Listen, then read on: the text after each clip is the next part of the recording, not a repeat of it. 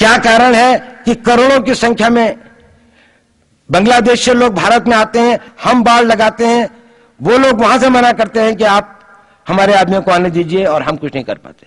और भारत में 2 करोड़ नागरिक रहते हैं, हम हर एयरपोर्ट के ऊपर में इमिग्रेशन की चेक पोस्ट लगाते हैं कि कहीं पर कोई एक आदमी बिना पासपोर्ट के या बिना वीजा के भारत में प्रवेश न कर जाए। यहां पर लाखों की संख्या में, करोड़ों की संख्या में लोग आते हैं। सुप्रीम कोर्ट भी ये वो करता है कि जिन लोगों ने जो इसके लिए जिम्मेदार हैं, उन्होंने जो काम किया है वो भारत के ऊपर आक्रमण के बराबर काम किया है। और वही सरकार उस सुप्रीम कोर्ट के 25 जुलाई 2005 के निर्णय के 3 दिन के अंदर में एक नया अध्यादेश जारी करके उन सारे के सारे कानूनों को फॉरेनर्स एक्ट के अंदर में इनकॉर्पोरेट कर लेती है, क्योंकि जो वो IMDT एक्ट था उसको सुप्रीम कोर्ट ने नल एंड वॉइड कर दिया। ये सब बातें हमें सोचने और समझने की आवश्यकता है। एक कारण, मैं ज्यादा चीजों में नहीं जाना चाहता, इतना समय भी नहीं होगा, कि भारत विदेशों से इतना नहीं हारा। अंग्रेजों ने भारत के खिलाफ कोई लड़ाई ऐसी नहीं जीती जिसमें कि अंग्रेजों की फौज में भारतीय सिपाही नहीं थे। चाहे वह पहले बंगाल नेटिव आर्मी थी, 1857 के अंदर में सिखों और गुरखास ने उनका साथ दिया। जब सिखों से लड़ाई हो रही थी तो बाकी लोगों ने उनका साथ दिया। हमेशा नेटिव आर्मी उनके साथ थी। जब जब आक्रमण वेस्ट से हुआ, चाहे वो पार्थियंस थे, चाहे हून थे, चाहे मंगोल आए, बाद में मुगल आए, तो लश्कर कहां बने? वो तो थोड़े से लोग आए थे। लश्कर बने काबुल में, जिस वक्त तो इस्लामाइज भी नहीं हुआ था, लाहौर में, सरहंद में। हिंदुस्तानियों को हराया है तो हमेशा हिंदुस्तान के लोगों ने साथ नहीं दिया देश का। और दर्द है तो केवल इसी बात का। भारत के इतिहास में अगर दर्द केवल इस बात का नहीं है कि विदेशियों ने हमारे साथ क्या किया, उनका तो हम मुकाबला कर लेते।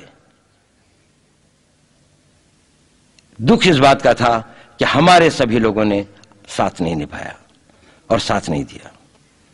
और इसकी फीलिंग आज भी मुझे इस देश में होती है। और भारत को आंतरिक या बाह्य शक्तियों से जो सबसे बड़ा खतरा है, वो खतरा इस बात का है कि हमारे अपने लोग ही कहीं राष्ट्र की सुरक्षा, राष्ट्र की अस्मिता, राष्ट्र के गौरव का सौदा न कर बैठे, अपने आज के सुख के लिए अपने भविष्य को अंधकारमय न कर दें।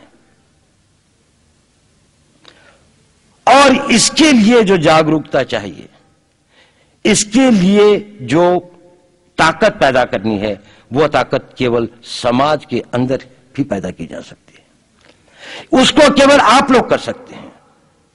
वो केवल आज की युवा शक्ति ही कर सकती है।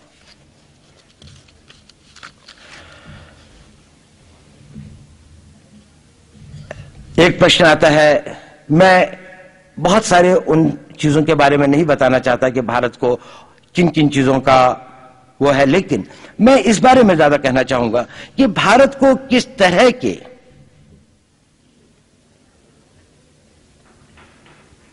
संकटों का सामना करने के लिए तैयारी करना आवश्यक है। ये इसके लिए कि जब जब हम ये कहते हैं कि हमारे ऊपर कौन कौन से संकट हैं, तो हम हमेशा एक हिस्टोरिकल पर्सपेक्टिव में कहते हैं। यानी जो हुआ उसके आधार, बंबई हुआ तो हम कहते हैं आतंकवादी खतरा है, वो तो हो गया, छोड़िए उसको, वो तो पीछे है, आगे की बात करें। कल जो हुआ था वो तो हो गया, आने वाले कल के बारे में बात करें। हमें किस चीज के लिए तैयारी करनी है, ये एक मेंटल एटीट्यूड है जो मैं चाहता हूं आप सब बच्चे अपने हृदय में रखें।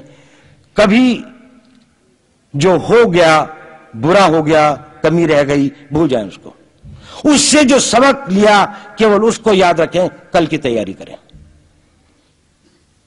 आज की परीक्षा अच्छी नहीं हुई, खत्म हो गया, वो वक्त निकल गया। कल की परीक्षा क्या होगी उसकी तैयारी करें। यह आवश्यक नहीं है कि कल की परीक्षा वही हो जो पिछली परीक्षा थी जिसमें आप इतना अच्छा नहीं कर पाए।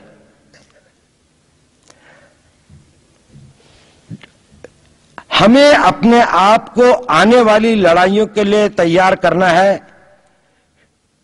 गई बीती हुई लड़ाइयों के बारे में से अपने मनोबल को वो करने की आवश्यकता नहीं है। और यह भी मैं आपको बता दूं कि यह नहीं है कि हमने ये लड़ाइयां हारी हैं। मैं आऊंगा इस बारे में, आपको बताऊंगा कि वास्तव में क्या हुआ।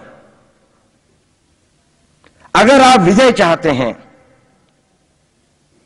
तो अपने दिमाग को फॉरवर्ड लुकिंग करें, पीछे को देखें केवल सबक लेने के लिए और प्रेरणा लेने के लिए।